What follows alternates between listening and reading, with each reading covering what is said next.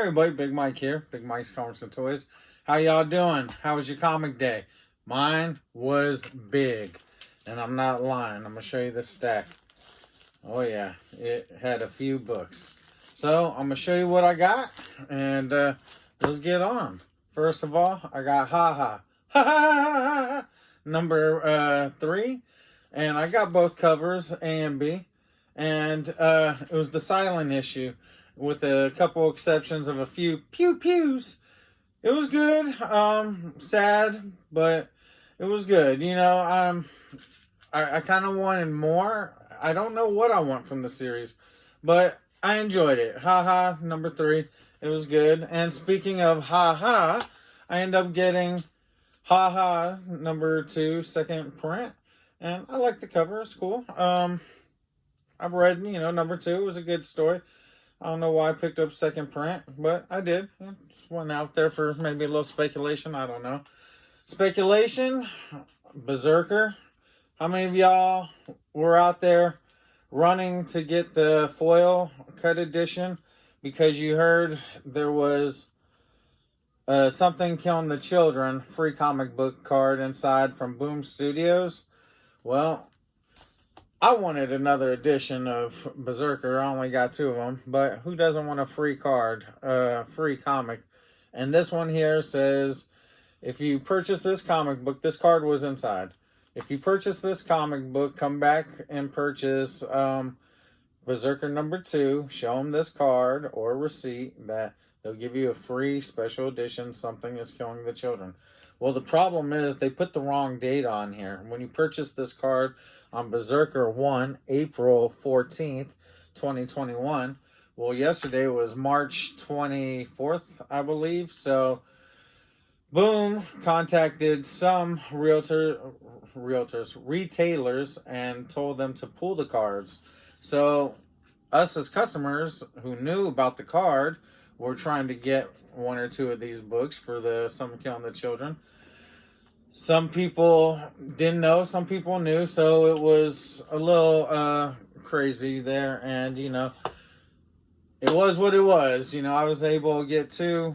Happy. Hopefully Boom fixes whatever they're going to do with the freebie, and we'll figure it out from there. But moving forward, let's talk about speculation some more.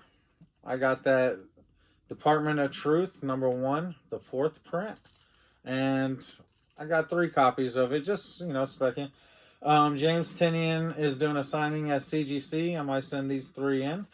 You never know. And if I do, we'll make a video and we'll see together. I also got this issue 5, second print. I didn't order this, but he threw it in my box, and so I was like, all right, man, whatever. And I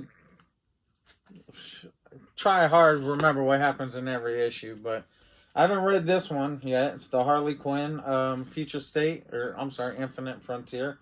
And I got this for just possible drawing of some sort, sketch drawing later.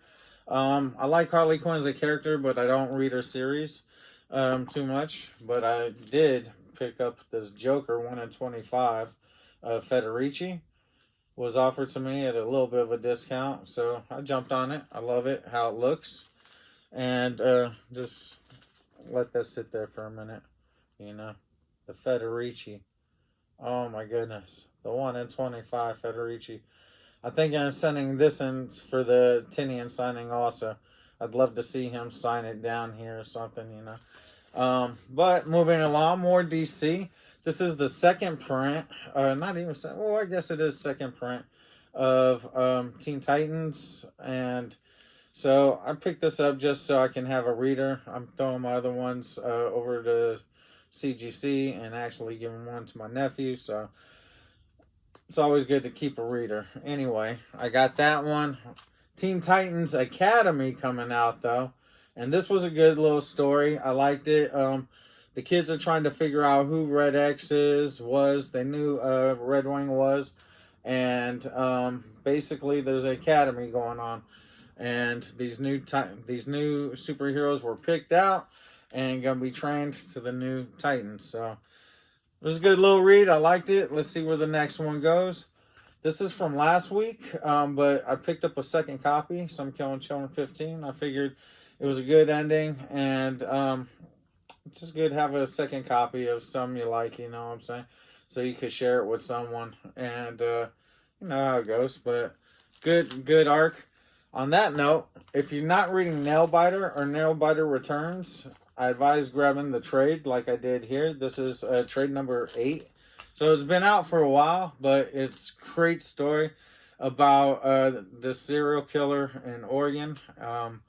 And it's just a fun story. And my wife, this is her book, and I got it for her. I found trade number 1.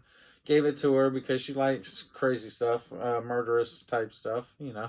So she enjoyed it. And then I ended up getting all the Nailbiter for her. And then Nailbiter Returns came out. She's been enjoying that too. And I have too. I'm not going to lie, I've had fun with this series. So I'm going to recommend Nailbiter and Nailbiter Returns if you get a chance. Pick up the trades. Check it out, man. Something else I'm going to recommend. This one is from Aftershock Comics, Shadow Doctor. This one came out last month, I believe, and I did not jump on it. I missed it in my FOC, or I saw it and I just didn't grab it. But I was listening to my man E-Man from the C-List Villains podcast, and E-Man was on having an interview talking about top 3 picks for the week with a gentleman from Nerd Herd, Team Nerd Herd, and they were talking about the Shadow Doctor. The gentleman from Team Nerd Herd talking about the Shadow Doctor. So this is a story based on real life events.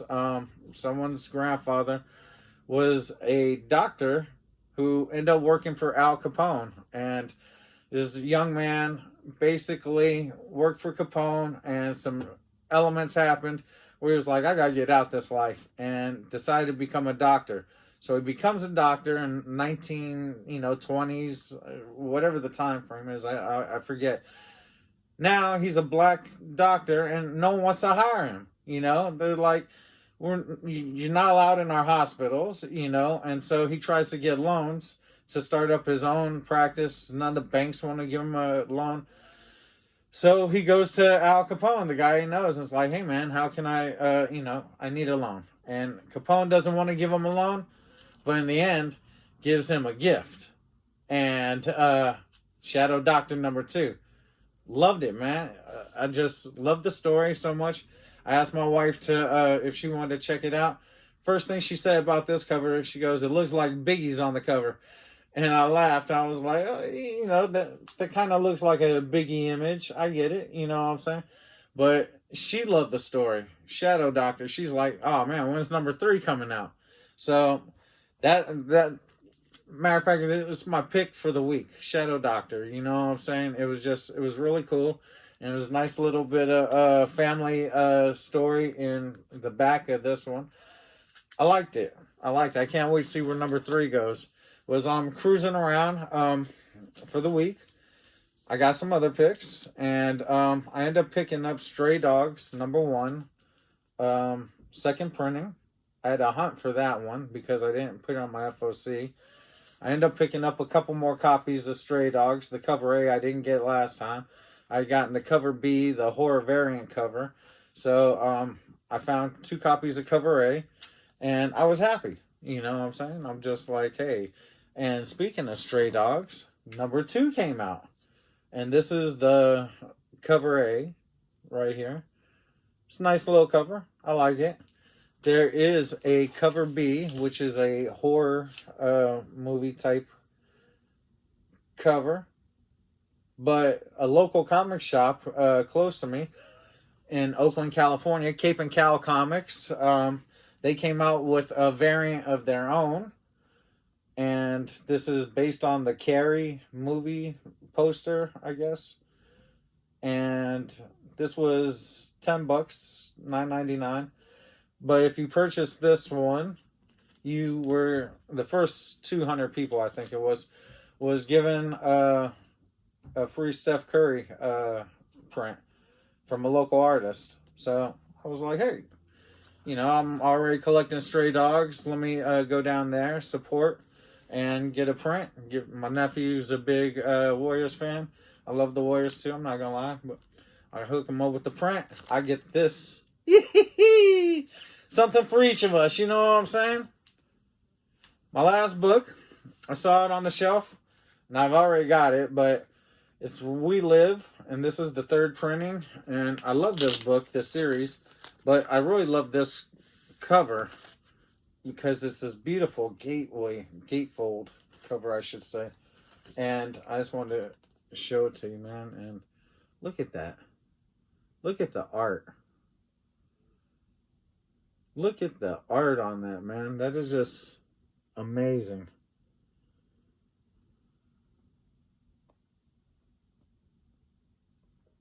Really lovely. I love this. And the story's good. This is... The first arc is done. It's five issues right now, I believe. This, first of all, is from Aftershock Comics. All right. And the Miranda brothers, they did this. I can tell you who did this. Inaki Miranda and his brother Roy Miranda are the writers. Inaki Miranda is the artist. Eve Dela Cruz is the colorist. Dave Sharp is the letterer. And editor is Mike Martz. But not only do you get a story in here, but they put these barcodes, or QR codes, I'm sorry to say. These QR codes.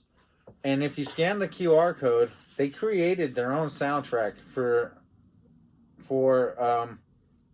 the book to listen to. So as you're reading this, man, you're put in a mood, and it was amazing, man. It just, the story itself is really cool, man. I mean, it's a world, dystopia world, and all these kids are trying to make it to this beacon to get off world. Basically, they're given these gifts, and this dude's trying to get them there on this one.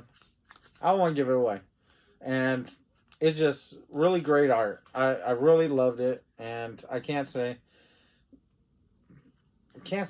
enough, man. That art is amazing. Little kid Hototo, just it's a real cool story. I'm not the best at redescribing what I read unless I take notes, but this one was really cool, and I really loved this story, actually. And I read all 5, and again, I saw this in the store, and I was like, oh man, I do have a copy of the 3rd print, and so I was like, it's something I'd like to give my niece. I think she'd really like this story and the art. She's an artist also. So anyway, I did want to show that one. And last but not least, that artist print. It's pretty cool. Steph Curry. Last but not least, I'd like to say again, not last, but if you like comic podcasts, like listening to stuff about comics, catch this podcast called The C-List Villains. It's a bunch of guys, 4 or 5 guys on there, and they're talking comic books. They're bringing in interviews of artists, creators, writers. They had Ross Ritchie on from Boom Studios. They had the Miranda brothers from We Live on there. They were talking to Roy and Inaki Miranda.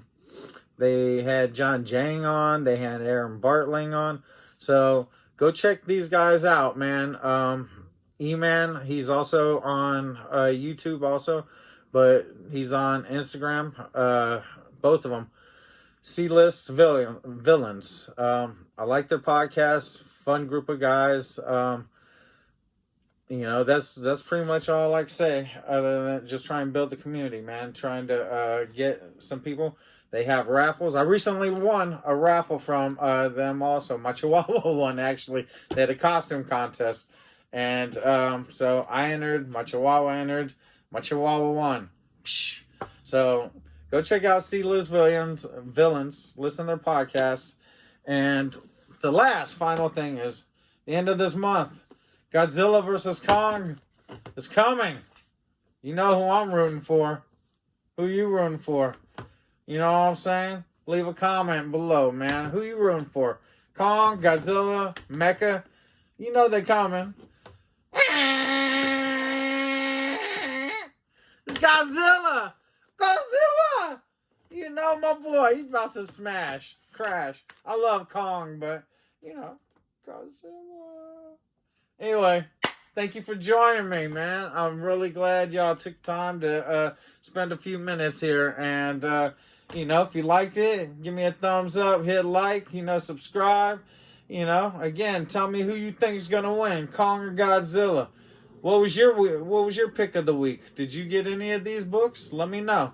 One love. I appreciate you all right? Talk to you later. One love. Big Mike's Comics and Toys. We out.